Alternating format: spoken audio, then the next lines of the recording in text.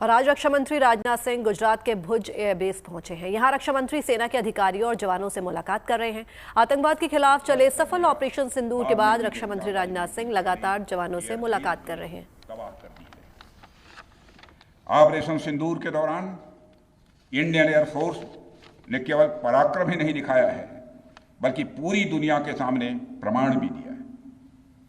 प्रमाण इस बात का कि अब भारत की युद्ध नीति और टेक्नोलॉजी यानी तकनीक भी दोनों बदल चुकी है। आपने प्रधानमंत्री मोदी जी के नेतृत्व में नए भारत का संदेश पूरी दुनिया तक इस बार पहुंचा दिया है।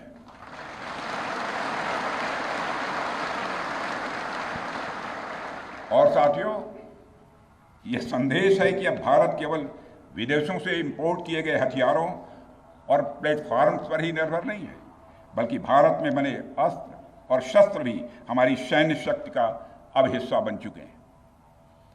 अब भारत में बने और भारतीय हथियारों से बने हथियार भी अचूक और अभेद्य हैं।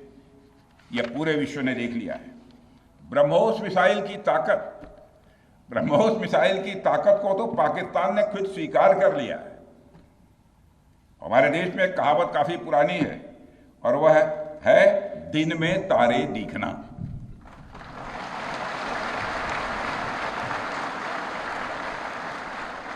मगर भारत में बनी ब्रह्मोस मिसाइल ने पाकिस्तान को रात के अंधेरे में दिन का उजाला दिखा दिया है।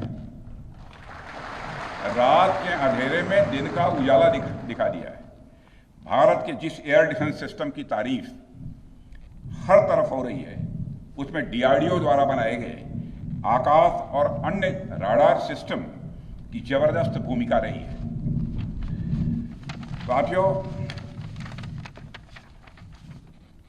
कई स्थानों पर हमारे नागरिक दुश्मन के ड्रोन आते देख भाग नहीं रहे थे, बल्कि हमारे एयर डिफेंस सिस्टम के हाथों उनको मार गिराने की वीडियो बना रहे थे।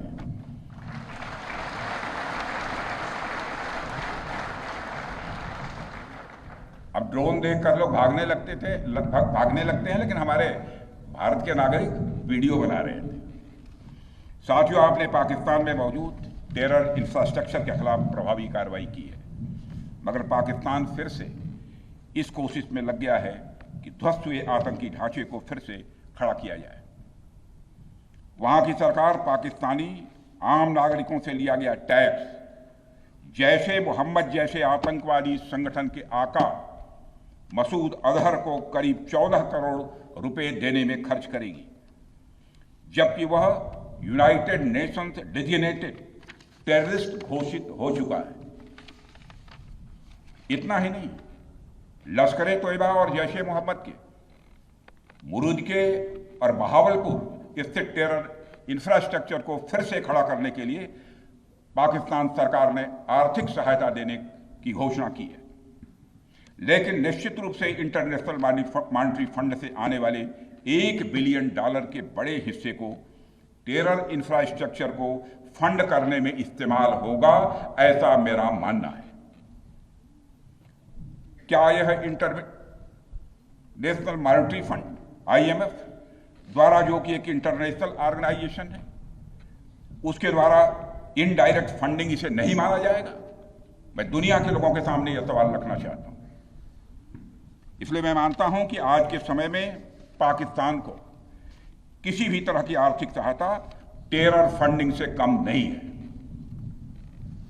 भारत यही चाहेगा कि IMF पाकिस्तान को अपनी $1 बिलियन की असिस्टेंस पर वह पुनर्विचार करे और आगे भी किसी भी तरह की सहायता देने से IMF परहेज करे।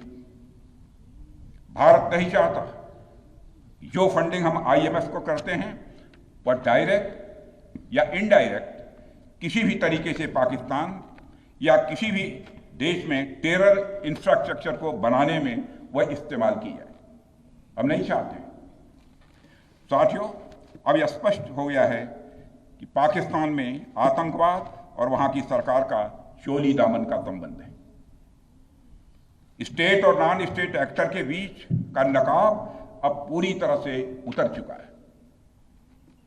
अतः इस परिस्थिति में यदि वहां परमाणु अस्त्र एटॉमिक वेपन रहते हैं तो इस बात की संभावनाओं को भविष्य में नकारा नहीं जा सकता कि कभी वो आतंकवादी तत्वों के हाथों में चले जाएं।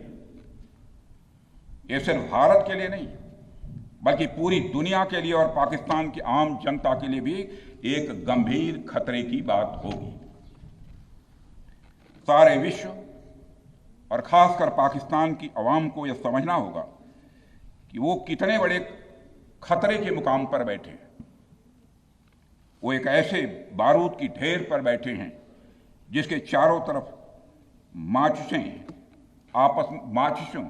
आपस में लड़ते हुए लोग हैं।